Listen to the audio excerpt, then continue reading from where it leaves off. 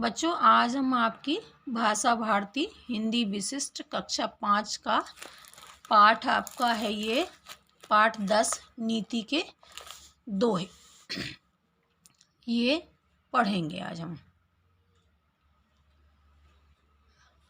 इसमें आपको कबीरदास जी के, रहीमन के, तुलसीदास जी के 2-3 उनके दोहे दिए हुए हैं।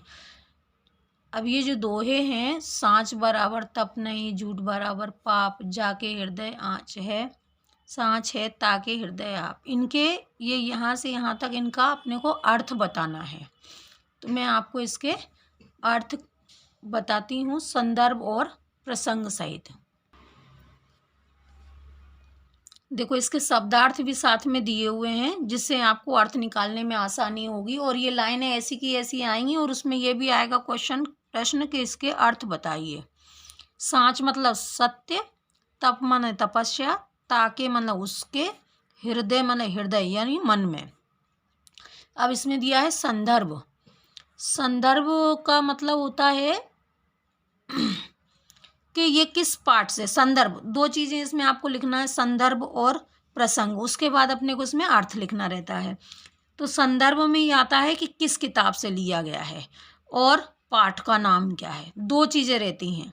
और एक चीज़ तीसरी रहेगी कि किसने इसको लिखा है, कहानी है, कविता है, कुछ भी है। तो संदर्भ में 3 चीज़ें आती। प्रस्तुत दोहा हमारी पाठ्य पुस्तक भाषा भारती के, पुस्तक का नाम भाषा भारती हो गया और पाठ का नाम नीति के दोहे नामक पाठ से लिया गया है।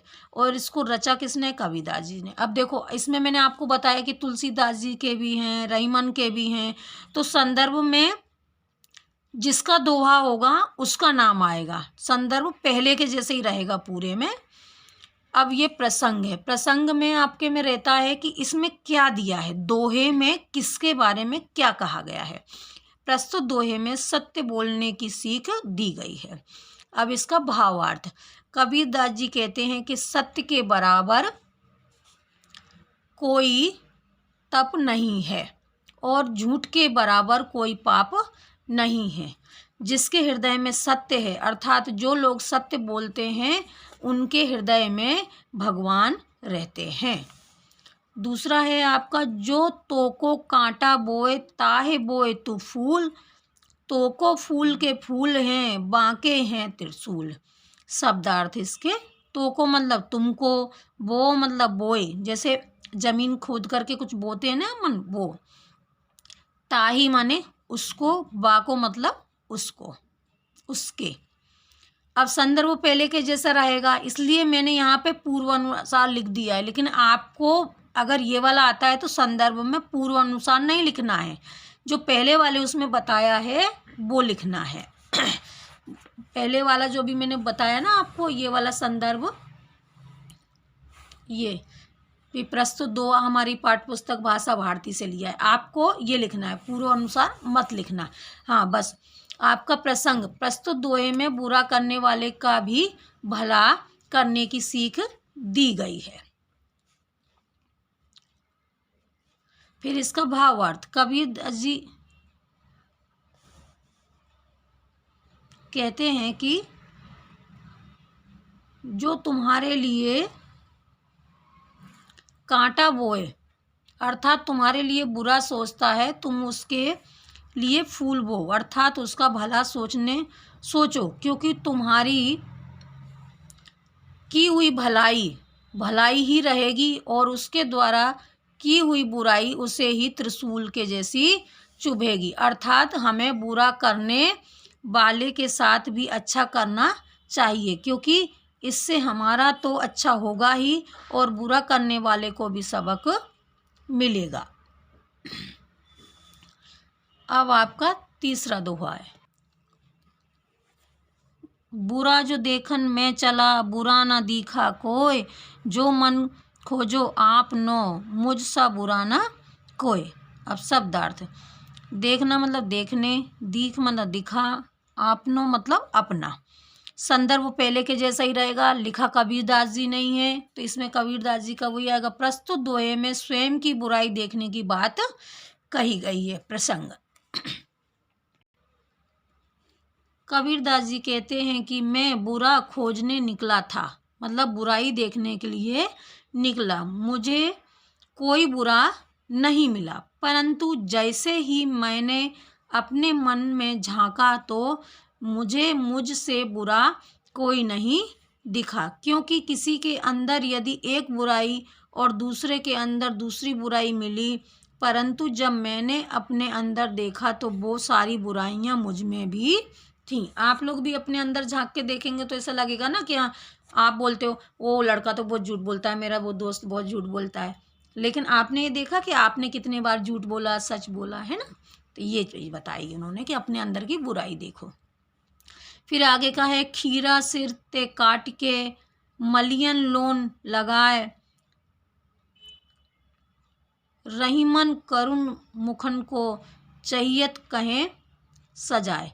देखो अब ये रहीमन का दोहा है, अभी तक हमने कबीरदास जी के दोहे पढ़े, अब ये रहीमन का दोहा है। तो अब इसमें संदर्भ दिया है अलग थोड़ा सा। प्रस्तुत दोहा हमारी पाठ्य पुस्तक भाषा भारती के नीति के दोहे नामक पाठ से लिया गया है। इसके रचयिता कवि रहीमदास जी हैं। देखो लेखक का नाम, कवि का नाम बदल गया ना यहाँ पर। और प्रसंग, प्रस्तुत दोहे में कड़वा बोलने वालों को सजा देने की बात कही गई है। फिर अपना भावार्थ, रहीम कवि कहते हैं कि जो लोग कड़वा बोलते हैं उन्हें खीरे की भांति सजा मिलना चाहिए। जैसे खीरे के सिर को काट कर नमक लगाकर उसको घिस कर कड़वापन निकाल देते हैं, उसी प्रकार दुष्ट व्यक्ति के साथ भी सबक सिखाने वाला ऐसा ही व्यवहार करना चाहिए जिससे उसे उसकी बुराई का उचित दंड मिल सके। आगे है आपका, करत करत अभ्यास के जड़मत होत सुजान, रसरी आवत जात ते सिल पर परत निशान। ये दोहा बहुत अच्छा है, ये आपके काम का भी है। देखो आगे अपन इसको देखते हैं। प्रस्तुत दोहा हमारी पाठ्य पुस्तक भाषा भारती के नीति के दोहे नामक पाठ से लिया गया है। इसके रचयिता कवि ब्रंद जी हैं। अब ये बदल गया है ना, इसलिए संदर्भ दिया हुआ। इसके कवि कौन है? ब्रंद जी हैं। प्रस्तुत दोहे में निरंतर अभ्यास करते रहने के लिए कहा गया है ना, जैसे विद्यार्थी को भी, इसलिए मैंने बोला कि आपके लिए है। ब्रंद जी कहते हैं कि निरंतर अभ्यास करने से मूर्ख बुद्धि भी बुद्धिमान हो जाता है। जैसे कुएं पर रस्सी के बार बार ऊपर नीचे आने जाने से कुएं के पत्थर पर पत्थर जैसी कठोर धातु होने पर भी रस्सी के निशान पड़ जाते हैं। अगर आपको कोई सब्जेक्ट कठिन लगता है तो यकीन मानो आप उसको बार बार प्रैक्टिस करोगे तो वो आपको आने लग जाएगा। चलो अब आगे देखते हैं। विद्या धन उदयन बिना काहो जो पाए कौन, बिना डुलाए ना मिले ज्यों पंखा की पौन। अब ये संदर्भ में पूर्व अनुसार, यानी कि ये भी ब्रंद जी ने ही लिखा है। इनके दोहे कितने अच्छे हैं, अपने को बहुत अच्छी सीख दे रहे हैं वो। प्रस्तुत दोहे में विद्या प्राप्त करने के लिए परिश्रम करने के लिए कहा गया है। ब्रंद जी कहते हैं कि विद्या रूपी धन बिना परिश्रम के कोई नहीं पा सकता है। जैसे पंखे को बिना हिलाए उसकी हवा प्राप्त नहीं हो सकती है, अर्थात जैसे हवा के लिए परिश्रम करना पड़ता है वैसे ही विद्या के लिए परिश्रम करना पड़ता है।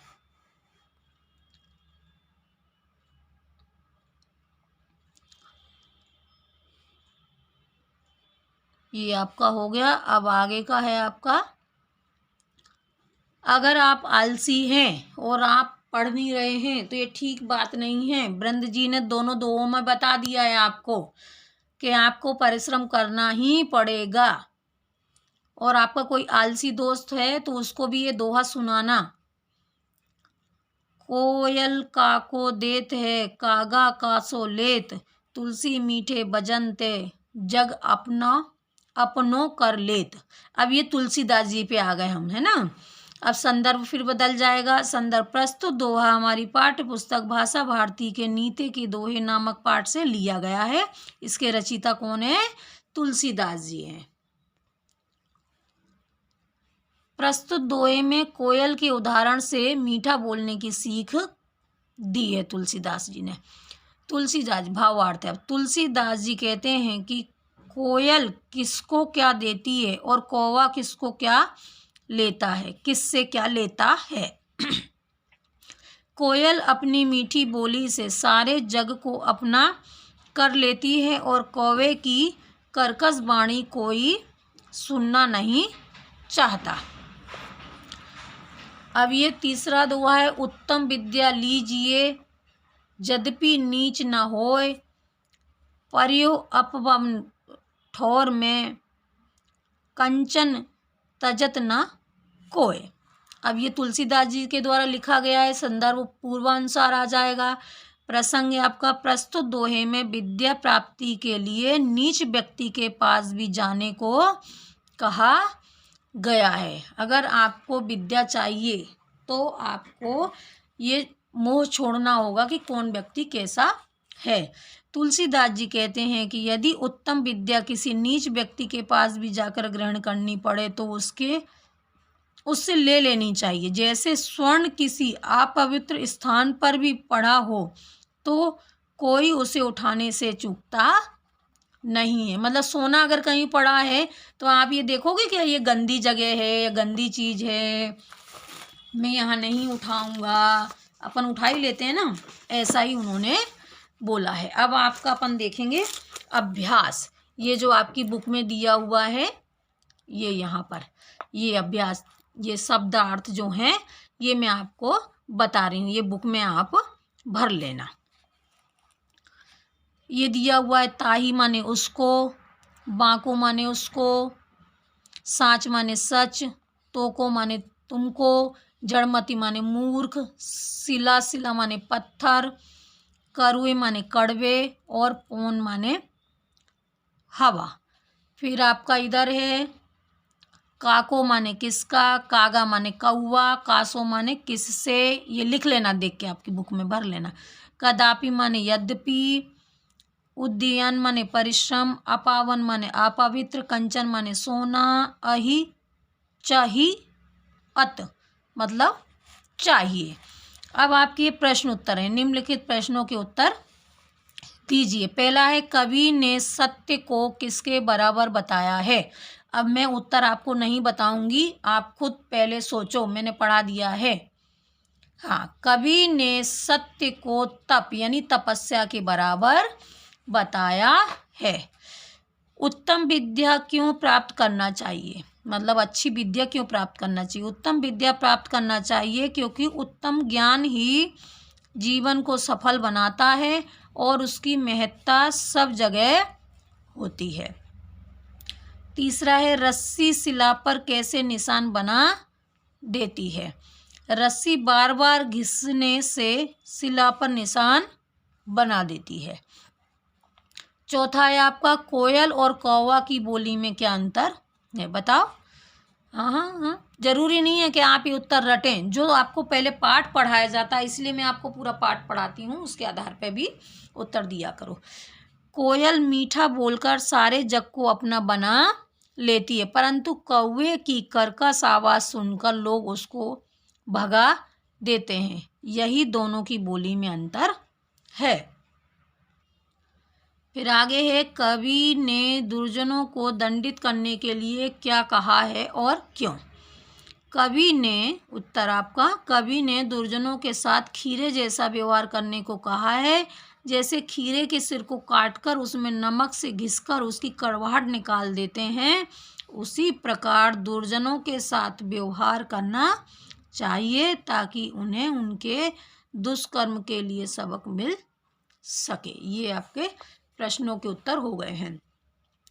अब ये आगे है, कविता की पंक्ति के अर्थ के अनुसार सही जोड़ी बनाइए। पहला है, जो तो को कांटा बोवे, जो तो को कांटा बोवे, तो इसमें अपना क्या आएगा, जो तुमको कांटा बोता है। मैं आपको इनके अर्थ, जो तुमको कांटा बोता है। फिर दूसरा है, करत करत अभ्यास, तो इसका आएगा कि बार बार के अभ्यास से मूर्ख व्यक्ति भी विद्वान बन जाता है। इसके सामने ये आएगा गा वाला, ज्यों पंखा की पौन, इसमें आएगा जैसे पंखा से हवा मिलती है।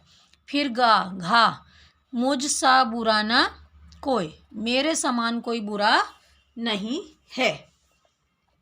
फिर अणा वाला है तुलसी मीठे बचनते, मीठा बोलने से चारों ओर सभी प्रसन्नता का अनुभव करते हैं। अब आपका आगे का प्रश्न है, नीचे लिखे वाक्यों के सामने कुछ विकल्प दिए हैं, उनमें से सही विकल्प चुनकर लिखिए।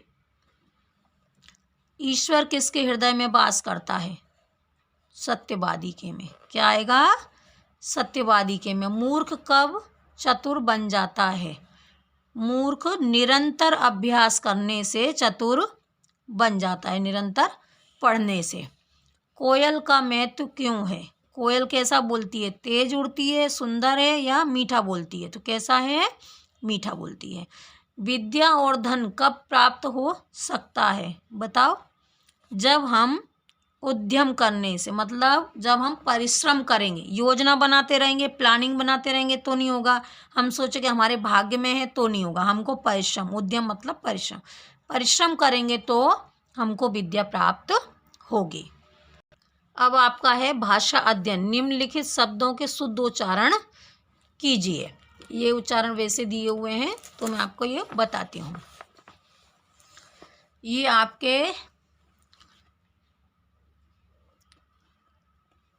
कांटा, आँच, अभ्यास, विद्या, उद्यम, ठौर, ये पहले दे दिए हैं, उनको आप करना।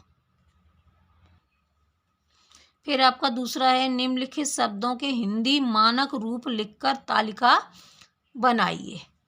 अब ये पहला है आपका सांच, है ना। सांच संस्कृत का कह लो एक तरीके से शब्द, तो इसका आएगा सत्य। हिंदी मानक शब्द है ये, ठीक है। हृदय माने हृदय, त्रिशूल त्रिशूल,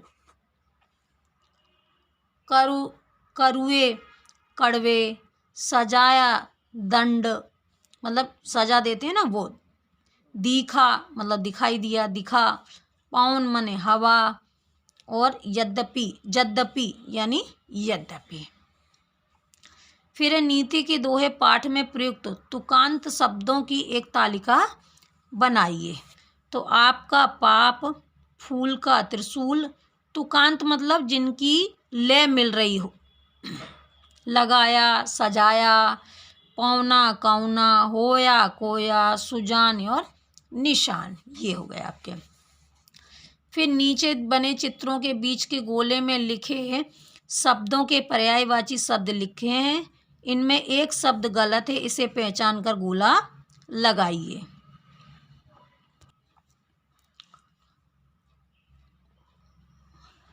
देखो ये पर्यायवाची है, नेत्र का, नयन, चक्षु, ये तीनों सेम है, ये आपका अलग है, ये अलग है, इस पे गोला बना लो जल्दी से।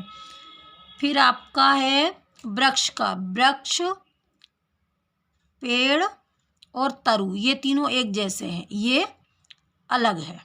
उन्होंने क्या पूछा है, इसमें एक शब्द गलत है तो उसे अपने को पहचान के अलग करना है ना। अब आपका है बेटी, सुता और पुत्र, बेटा और सुत, ये तीनों एक जैसे हैं, इसमें बेटी अलग हो जाएगा। फिर चौथे में अपना पानी, जल और नीर, ये पानी के तीनों पर्यायवाची हैं, ये अलग हो जाएगा आपका, जलज, है ना। फिर आपका है नरेश, राजा, भूप, इसमें रानी अलग हो जाएगा। अब ये नीचे दिए गए विशेषण शब्दों को संज्ञा शब्दों में परिवर्तित कीजिए। तो ये जैसे सांच है, सांच का सच्चाई, संज्ञा शब्द ई लगा के भी बनते हैं। हमारे वीडियो व्याकरण के पढ़े हुए हैं, इसमें आप प्लेलिस्ट में जा कर के देख सकते हैं अगर आपको बहुत गहराई से व्याकरण पढ़ना है तो। बुरा का बुराई, मीठा का मिठाई, चतुर का चतुराई, ये आपका अभ्यास खत्म हो गया यहाँ।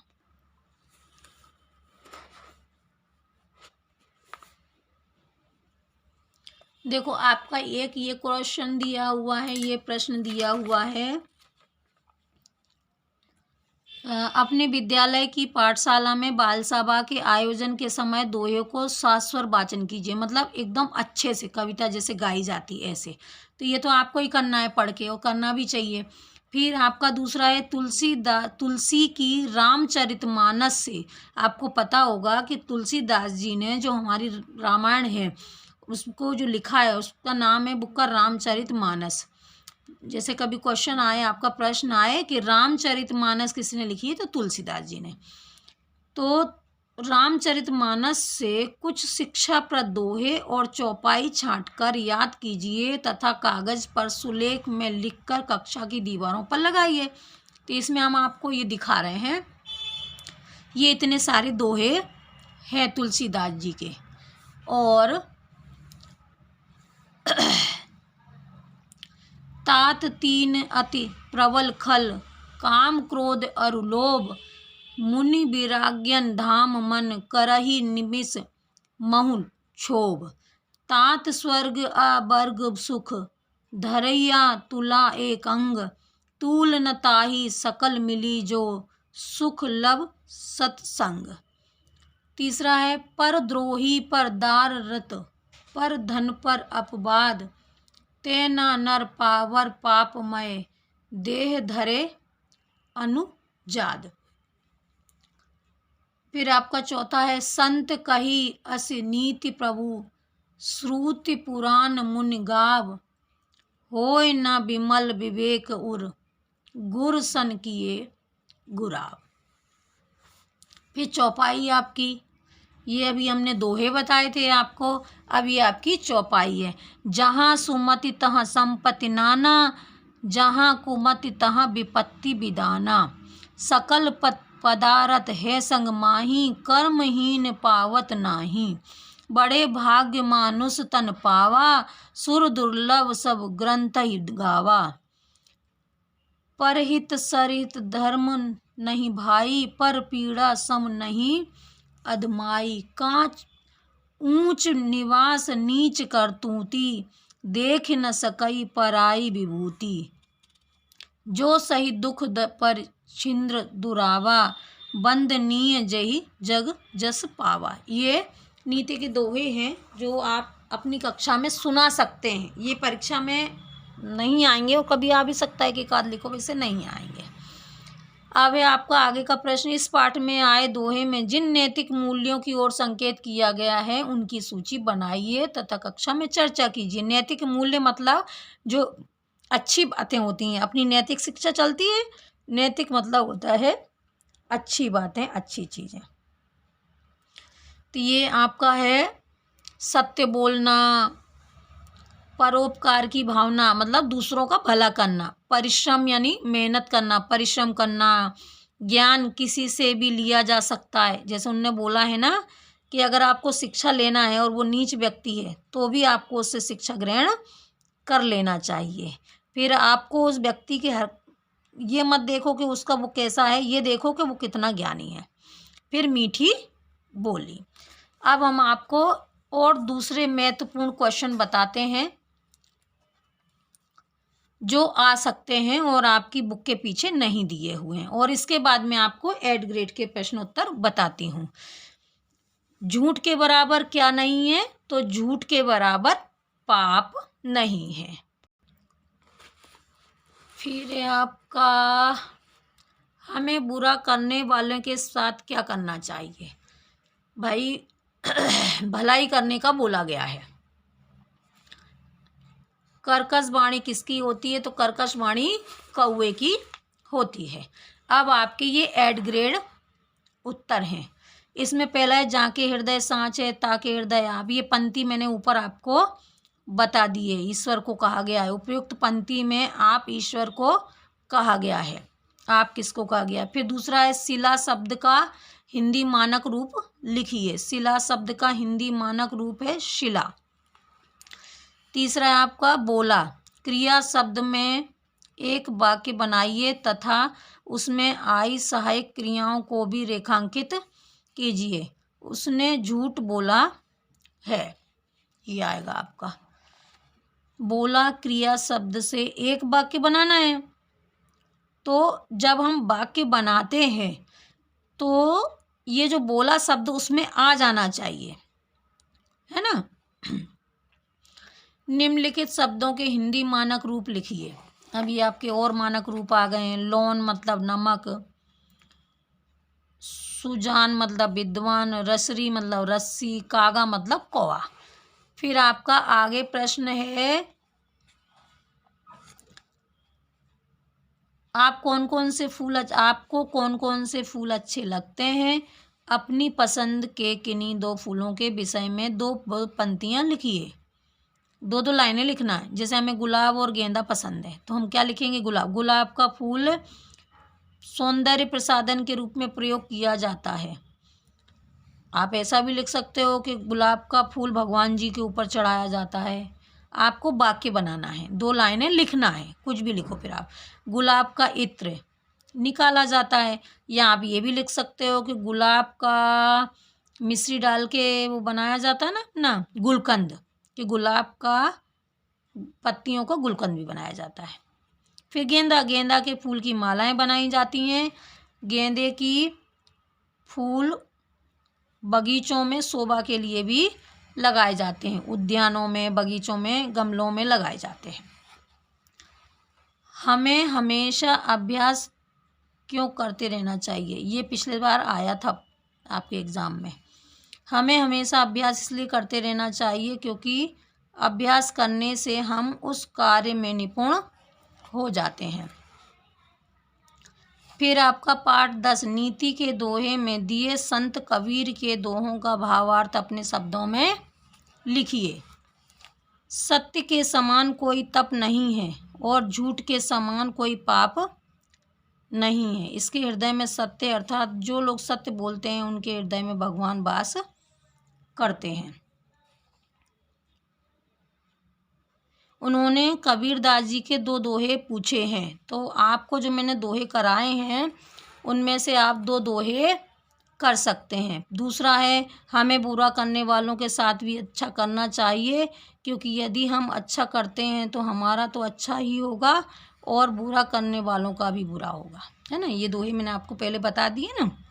फिर तीसरा कबीरदास जी का दोहा है, कबीर कहते हैं कि मैं बुरा खोजने निकला था परंतु मुझे कोई बुरा नहीं मिला, परंतु जैसे ही मैंने अपने मन में झांका तो मुझसे बुरा कोई नहीं मिला।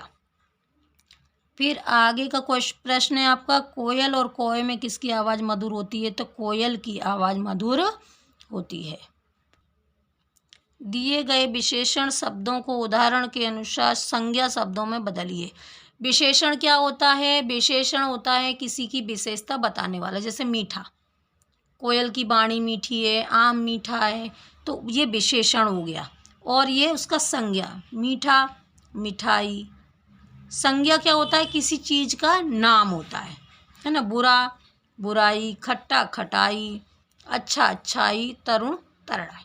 मतलब विशेषण से संज्ञा बनाने के लिए इसमें ई लगा दी गई है पीछे, तो ये विशेषण से संज्ञा बन गया। कभी और कोई शब्द आए तो आप थोड़ा सा सोच के बना लेना। फिर निम्नलिखित पंक्तियों के कवि का परिचय देते हुए भावार्थ लिखिए। कोयल काको देत है, कागा कासो लेत, है ना। ये तुलसीदास जी कहते हैं कि कोयल किसी को कुछ नहीं देती है और कौवा किसी से कुछ नहीं लेता है, लेकिन कोयल अपनी मीठी बोली से सारे जग को अपना कर लेती है और कोयल की कर्कश वाणी को कोई सुनना तक नहीं चाहता है। ये आपका पूरा 8 ग्रेड सहित मैंने पाठ करा दिया है। अब आप इस पाठ को अच्छे से पढ़ना, सुनना और चैनल ज़रूर सब्सक्राइब कर लीजिएगा। इस चैनल पे आपको व्याकरण, हिंदी, ग्रामर, संस्कृत के वीडियो बड़ी छोटी क्लास के सभी डले हैं। आप दूसरों को भी बताना।